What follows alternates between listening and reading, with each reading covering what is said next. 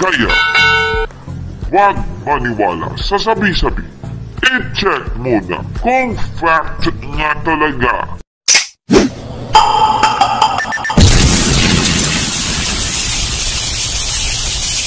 God does exist. There is God.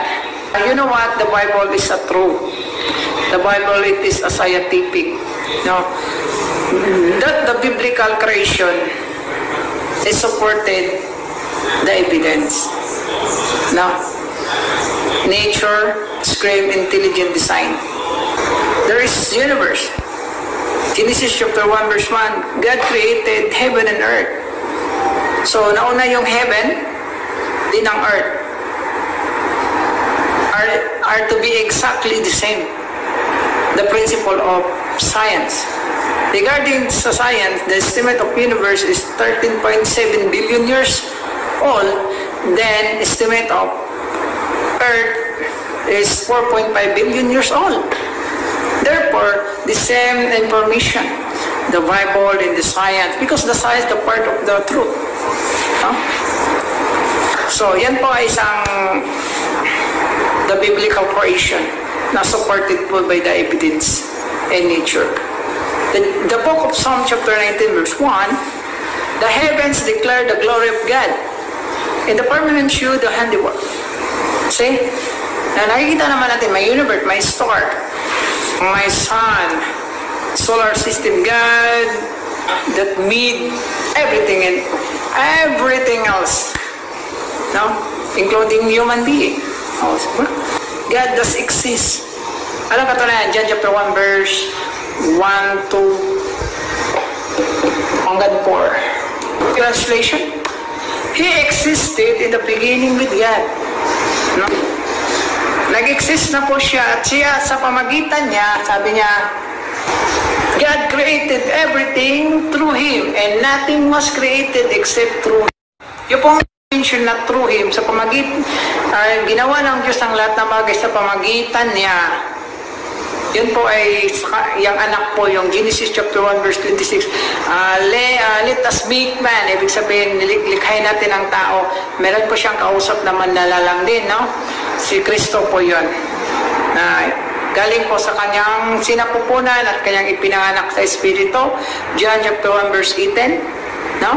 So katunayan sa Revelation chapter 3 verse 14, write this letter to the angel of the church and Laodicea, write, say, the words of the Amen, the faithful and true witness, the originator of God creation, or the beginning of God creation.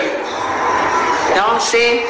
Yan po ang ating basihan po, Revelation chapter 3 verse 14, na ang God Almighty, meron po siyang anak na galing sa kanyang sinapunan, pinanganak sa Espiritu, Hebrew chapter 1 verse 4 to 5, na originator, no, na of life.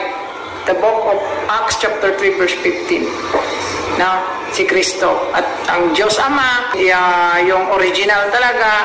Then, meron siyang anak galing sa kanyang sinapupunan na Diyos na ipinanganak sa Espiritu. Kaya, isa din siyang originator of life. Ang basihan po natin sa Gawa chapter 3 verse 15, no? Sahin nyo yan. Then po ang origin of life. Now, John 6:63, the Spirit give life. Now, sila po yung sila po yung buhay. Sa kanila po yung source of life, origin of life. Sila po ang gumawa ng lahat ng bagay. He gives life. Siya nagbibigay ng buhay, hininga, and everything else to all people, all species. Now, sa pamagitan niya, lahat ng bagay nilikha. Colossians chapter 1 verse 16. It is true. There are so many physical evidence, then the intelligent design, universe, everything. Marami pong mga basihan po na may Diyos, God does exist. Una pong tao, si Adan at saka si Eva.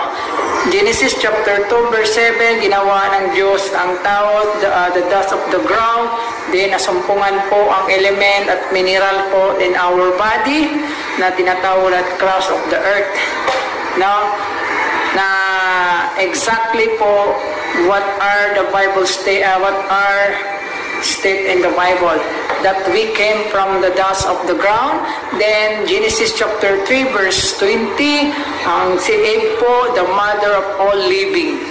No? Yan po, it is a scientific. No?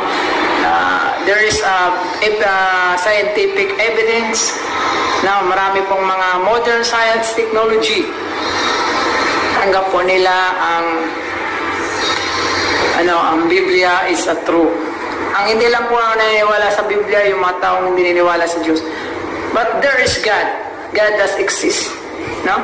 Nakikita yung may universe, human being. Mali po yung mga teorya po nila na about evolution. Marami po mga fossil records na 100 billion years na po ang edad.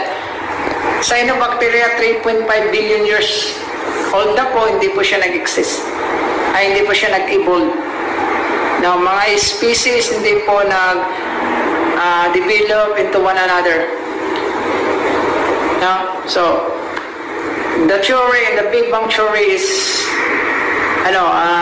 palpak or the foolishness of theory. Dito po tayo magtatapos. May God bless you mga guys.